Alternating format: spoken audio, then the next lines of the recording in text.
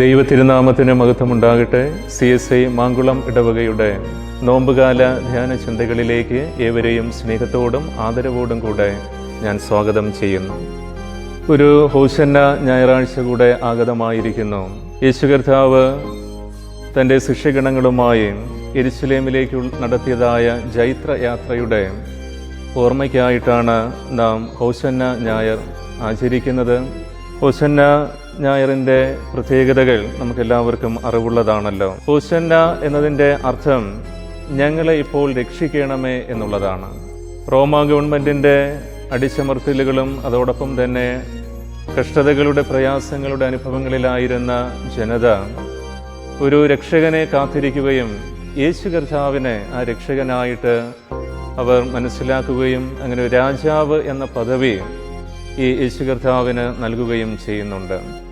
എന്നാൽ അതിൽ നിന്നെല്ലാം തികച്ചും വ്യത്യസ്തമായി അവർ അനുഭവിച്ചിരുന്നതായ പ്രതിസന്ധികൾ, ആ പ്രതിസന്ധികളുടെ അനുഭവത്തിലുള്ള നിലവിളി, ആ നിലവിളികളുടെ സ്വരം ഇന്ന് പല രൂപത്തിലും പല ഭാവത്തിലും നമ്മുടെ സമൂഹത്തിൽ ഇന്ന് നമുക്ക് കാണുവാനായിട്ട് കഴിയുന്ന ഒരു യാഥാർത്ഥ്യമാണ്. ആ ഒരു പശ്ചാത്തലത്തിലാണ് നാം ഒരു ഹോശന്ന ഞായർ കൂടെ ആചരിക്കുന്നത്. ദൈവത്തിൻ്റെ വലിയ രക്ഷ അനുഭവിക്കുന്ന ഒരു ദിനമായി ഈ ദിവസം മാറട്ടെ എന്ന് ഞാൻ ആത്മാർത്ഥമായിട്ട് പ്രാർത്ഥിക്കുകയും അതോടൊപ്പം തന്നെ ഹോശന്ന ഞായറിൻ്റെ എല്ലാ ആശംസകളും ഞാൻ അറിയിക്കുകയും ചെയ്യുന്നു. രക്ഷിതാവായ യേശു കർത്താവിനെ കുറിച്ച് ജനത്തിന് വ്യത്യസ്തങ്ങളായിട്ടുള്ള ധാരണകളാണ് ഉണ്ടായിരുന്നത്. അവരെ സംബന്ധിച്ചിടത്തോളം ഒരു രാജാവായിട്ട് യേശുവിനെ കാണുന്നു. അതുകൊണ്ട് തന്നെ രാജാവിൻ്റെ യാത്രയ്ക്ക് ചില പ്രത്യേകതകളുണ്ട്. അത് രാജാവ് എപ്പോഴും പ്രൗഢഗംഭീരമായിട്ടുള്ള വാഹനമായിരിക്കും ഉപയോഗിക്കുക. ആ ഒരു കാലഘട്ടത്തിൽ കുതിരയാണ് വാഹന മൃഗമായി ഉപയോഗിച്ചിരുന്നത്. എന്നാൽ ജനങ്ങൾ ചിന്തിക്കുന്നതിലുമൊക്കെ അപ്പുറമായിട്ട് താഴ്മയുടെ, എളിമയുടെ, ലാളിത്യത്തിൻ്റെ അടയാളമായ കഴുതക്കുട്ടിയെയാണ് യേശു കർത്താവ് യാത്രയ്ക്കായി തിരഞ്ഞെടുക്കുന്നത് എന്ന് നമുക്ക് മനസ്സിലാക്കുവാനായിട്ട് സാധിക്കും. അവിടെയാണ് ഈ ലാളിത്യത്തിൻ്റെ, എളിമയുടെ അടയാളം ഇന്ന് നാം ഹോശന്ന ഞായറായി ആചരിക്കുമ്പോൾ നമ്മുടെ ജീവിതത്തിൽ എത്രത്തോളം അത് പ്രാവർത്തികമാക്കണം എന്നുള്ള ഒരു വലിയ ജീവിത മാതൃക യേശു കർത്താവ് നമുക്കായി നൽകുന്നത്. യേശു കർത്താവിനെ അനുഗമിക്കുന്ന ജനങ്ങൾ അവർ വീതി ഒരുക്കുന്നത് അല്ലെങ്കിൽ വീതി അലങ്കരിക്കുന്നത് മരച്ചില്ലകൾ കൊണ്ടാണ്. ജനങ്ങളുടെ കയ്യിൽ കുരുത്തോലകളുണ്ട്. അവിടെ രാജാവ് നീണാൽ വാഴട്ടെ എന്നാണ് സാധാരണയായി പറയാറുള്ളത്.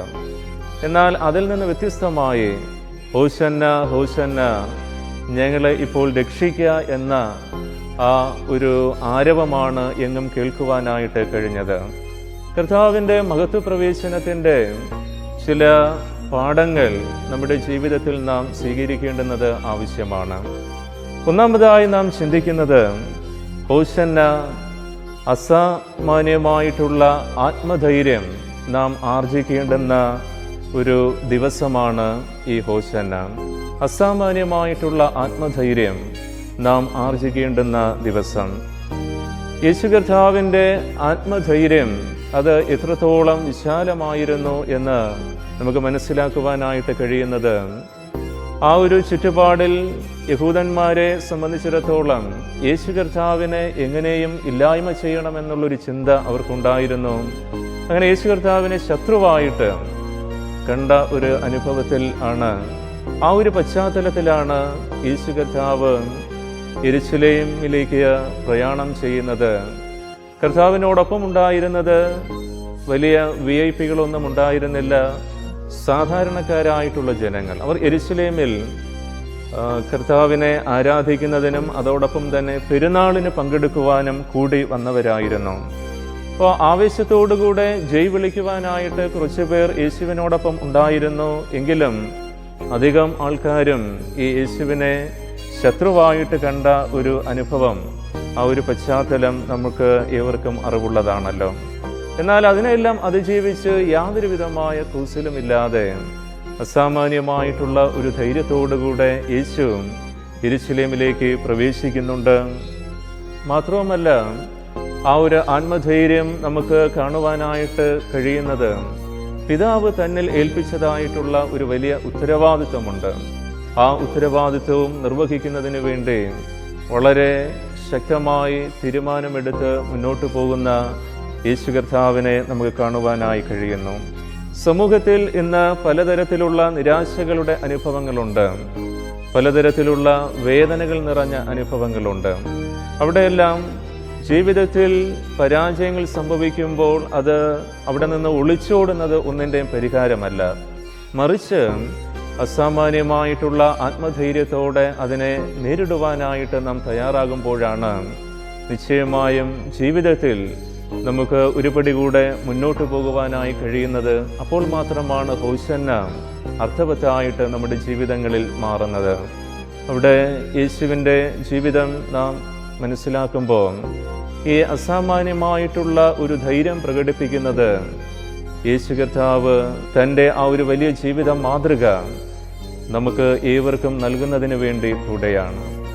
ജീവിതം എന്ന് പറയുന്നത് അതൊരു പൂമത്തയുടെ അനുഭവമല്ല, മറിച്ച് പ്രയാസങ്ങളുണ്ട്, പ്രതിസന്ധികളുണ്ട്, കഷ്ടതകളുടെ അനുഭവങ്ങളുണ്ട്. അതിനെ അതിജീവിച്ച് മുന്നോട്ട് പോകുവാൻ സാധിക്കുമ്പോൾ നമ്മുടെ ജീവിതങ്ങൾ അർത്ഥപൂർണമായിട്ട് മാറും. ഹോശന്നായുടെ അനുഭവം നമ്മുടെ ജീവിതത്തിൽ യാഥാർത്ഥ്യമായി മാറും എന്നതിന് യാതൊരു വിധമായ സംശയവുമില്ല. രണ്ടാമതായി ഹോശന്ന നമുക്ക് നൽകുന്ന ഒരു വലിയ പാഠം എന്ന് പറയുന്നത് ഒരു തീരുമാനം എടുക്കേണ്ടുന്നതിൻ്റെ ദിവസമാണ്. ഒരു തീരുമാനം എടുക്കേണ്ടുന്ന ഒരു ദിവസം. തീരുമാനം എപ്പോഴും ഉറച്ചതായിരിക്കണം. അതിന് അചഞ്ചലമായിട്ടുള്ള വിശ്വാസത്തിൽ ഊന്നിയ ഒരു തീരുമാനമായിരിക്കണം എപ്പോഴും നാം എടുക്കേണ്ടുന്നത്. ഇവിടെ രണ്ട് കൂട്ടരെ നമുക്ക് ദർശിക്കുവാനായിട്ട് സാധിക്കുന്നുണ്ട്. ഒന്നാമത്തെ കൂട്ടരെന്ന് പറയുന്നത് ഭയഭക്തിയോടെ യേശുവിനെ ആരാധിക്കുവാനും അല്ലെങ്കിൽ ഭയഭക്തിയോടെ ആരാധനയ്ക്ക് വേണ്ടി കടന്നു വന്നവരാണ്. ഒരു വിശ്വാസത്തിൻ്റെ ഒരു നല്ല മാതൃകയുള്ളവരാണ്. രണ്ടാമത്തെ ഒരു ഗണമുണ്ട്, അവർ അവിശ്വാസത്തിൻ്റെ അല്ലെങ്കിൽ വിമർശനാത്മകമായ കാര്യങ്ങളെ സമീപിക്കുന്ന ഒരു കൂട്ടർ. ഈ രണ്ട് കൂട്ടരും നമുക്ക് നൽകുന്നതായിട്ടുള്ള ചില പാഠങ്ങളുണ്ട്. അവിടെ ഹോശന്ന എന്ന അനുഭവം നമ്മുടെ ജീവിതത്തിൽ യാഥാർത്ഥ്യമായി മാറുന്നത് ഈ കണക്കുകൂട്ടലുകളൊക്കെ അപ്പുറമായിട്ടുള്ള ശക്തമായ തീരുമാനം എടുത്തുകൊണ്ട് അചഞ്ചലമായിട്ടുള്ള വിശ്വാസത്തിൽ നമ്മുടെ ജീവിതയാത്രകളെ ക്രമപ്പെടുത്തുമ്പോഴാണ് യഥാർത്ഥ വിശ്വാസ സമൂഹമായിട്ട് നമുക്ക് നിലനിൽക്കുവാനായിട്ട് സാധിക്കുക. അവിടെ ഭക്തിപൂർവം ആരാധനയോടെ ദൈവസന്നിധിയിലേക്ക് നാം അടുത്തു വരുമ്പോൾ ഈ ദൈവികമായിട്ടുള്ള പ്രവർത്തനം ജീവിതത്തിൽ നമുക്ക് സാധ്യമായി മാറുന്നു. എപ്പോഴും സ്വീകരിക്കുന്ന ഒരു ഗണവും അതോടൊപ്പം തന്നെ തിരസ്കരിക്കുന്ന ഒരു ഗണവും അത് നാം സമൂഹത്തിൽ കാണുവാൻ കഴിയുന്ന ഒരു വലിയ യാഥാർത്ഥ്യമാണ്.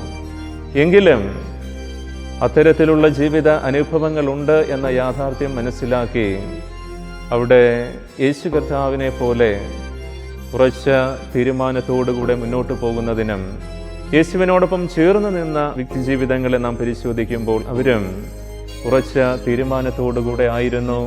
ആരെയും അവർ ഭയപ്പെട്ടില്ല.